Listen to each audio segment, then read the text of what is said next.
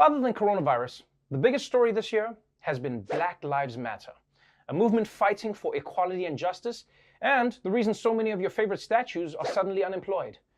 But as much as everyone has been talking about BLM, there's one aspect that doesn't get talked about enough: the role of Black women in the movement. National attention focused on police brutality of and police killings of Black men is not extended to Black women. Often Black women, Black trans women are left out of the conversation. While the names most associated with the Black Lives Matter movement are male, Black women and girls are regularly victim to police brutality in the US. Black women's experiences of police brutality tend to receive far less media and political attention.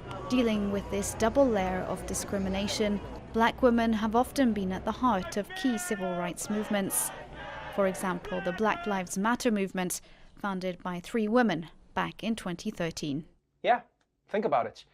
There's this giant, historic movement sweeping the country, and 99% of us have never even heard of the women who founded it, which is pretty egregious. I mean, we all know who founded KFC, and that's not even a movement for racial equality. I mean, that's just a movement for destroying your bowels. And look, I'll be honest, I didn't know Black women started the Black Lives Matter movement, partly because Aunt Becky told me it was her daughter. It was really convincing. She had a resume and everything. But the unfortunate truth is overlooking the role of Black women in leading movements of social justice isn't anything new, as we'll find out in another installment of If You Don't Know, Now You Know.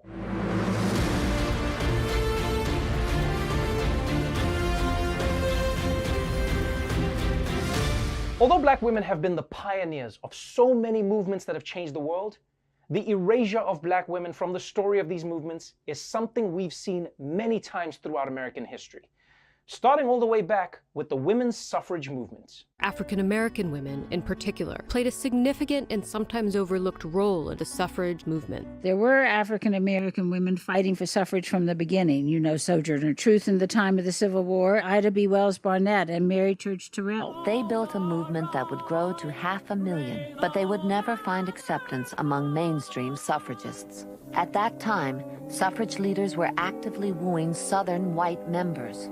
To appease the Southerners, white suffragists found it expedient to abandon their Black sisters. They minimized the presence of Black women in that struggle. Elizabeth Cady Stanton seized control of suffrage history in this multi-volume book that still dominates the histories, and essentially wrote Black women out of that. That's right.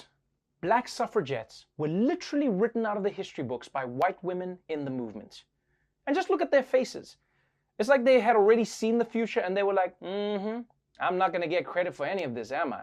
Because the truth is, certain white feminist heroes were super problematic. I mean, people remember them like they were early versions of Wonder Woman, when in reality, they were more like the mom from Get Out. Now, you may not be surprised that these 1920s Karens were eager to accept Black women's work, but give them none of the credit. But what may surprise you is that Black men in the civil rights movement were also happy to do a similar thing. Most women who worked in the movement, who were the actual backbone of the civil rights movement, were not really known. Media attention would always be drawn to the men of the movement as they're doing work, the Martin Luther Kings and others, but would not necessarily go to women like Ella Baker, who was a longtime activist who helped to nurture and birth the student movement. Diane Nash was the lead strategist behind the sit-ins in Nashville and the Freedom Riders. She played a critical role in organizing the Selma marches. Dorothy Height was the godmother of the civil rights movement, but because she was a woman, she was often off to the side, behind the podium, behind the scenes. She was a guiding force at the table when the Big Six planned the historic March on Washington in 1963, the lone woman at a table full of men. Yet despite all her efforts, Height could not convince them that a woman should be allowed to speak at the podium the day of the march. Come on, man. This is so messed up.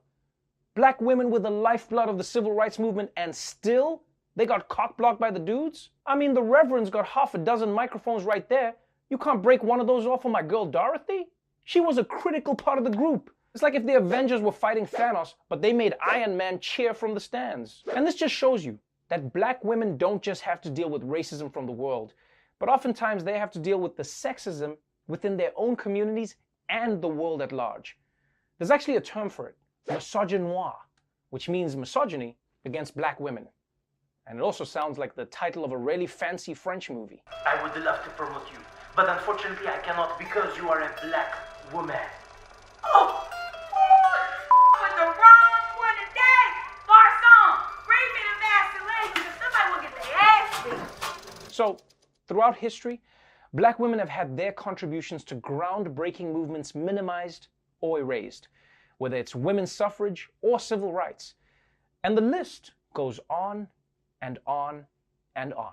The role of black women in starting and founding the women's movement and feminism altogether is still not in the history books. Many don't know this, but the Me Too movement was started by a black woman, Tarana Burke, 12 years ago to support victims and survivors of sexual violence. In the modern day calls for justice and equality, there's an echo of another social movement for LGBTQ+ rights, a movement sparked and sustained by black trans women. We never would have had a Stonewall if it wasn't for black trans women saying enough due to police brutality and police misconduct. They fought back against the police that night. In particular, Marsha P. Johnson, Sylvia Rivera, as well as Miss Major. In 2015, when they did the Stonewall movie, although we all knew that these black transgender women started that riot that evening, they whitewashed it and they started it and replaced them with white queer characters as the leaders of that. Damn, they pulled a reverse Hamilton on the Stonewall movie. You know what we need to do? We need to add those women into the movie with CGI. Yeah, George Lucas has the technology and he owes us reparations for Jar Jar Binks. You know, when you think about it, the gay rights movement was basically like all cool slang on Twitter. You thought it came from white gay men, but they actually got it from a black woman. So the next time you march with Black Lives Matter, or you exercise your right to vote, or your dance moves go viral on TikTok, don't forget that black women were a major part of making that happen. And if you don't know, now you know.